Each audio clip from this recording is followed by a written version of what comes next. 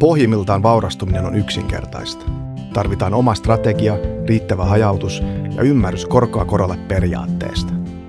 Oma strategia sisältää pitkän aikavälin päämäärät ja lyhyemmän tähtäimen tavoitteet.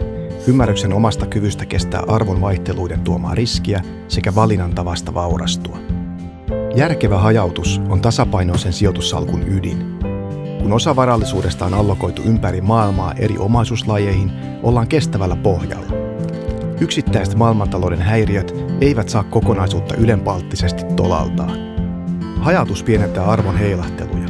Jos hankit salkkuusi 5 suomalaista osaketta, toimit pienemmällä riskillä kuin hankkiessasi vain yhtä.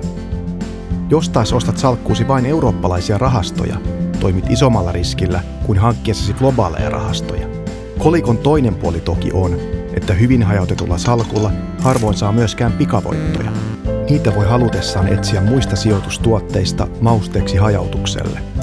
Taaleri-tehtaalla tuotamme allokaatiorahastot tehokkaille ETF-indeksiosuuksilla, joita voi ostaa ja vaihtaa pörssissä kuten tavallisia osakkeita. Kaupan teko on nopeaa ja sijoitusmahdollisuudet hyvin laajat. Allokaatiorahaston hoito on maailmantalouden ja sen ilmiöiden jatkuvaa seurantaa ja analysointia sijoitusstrategian määrittämin reunaehdoin. Tavoitteena on löytää hälyn keskeltä sijoitusluokkien tuottokehitystä ohjaavat olennaiset sijoitusteemat ja näihin sopivat sijoitustuotteet.